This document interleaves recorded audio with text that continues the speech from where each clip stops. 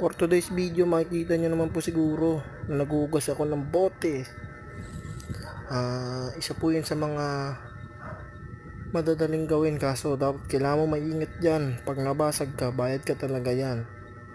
Yan, pag-ikot ng sa may tubig, inikot-ikot, di ba? Ilalagay mo sa antibacterial yan. Ikutin mo ulit. Pagbalik mo sa tubig, makikita nyo na sobrang dali lang yan kung matututunan mo talaga yan. Nakikita nyo yung nilalagyan ko na yan. Pag hindi pantay ang paglagay nyo dyan, maaaring mahulog, mabasag, o di kaya magbayad kayo.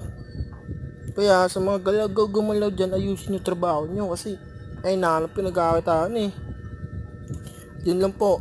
Please do like, follow my Facebook and YouTube channel. Peace out, baby. Brr.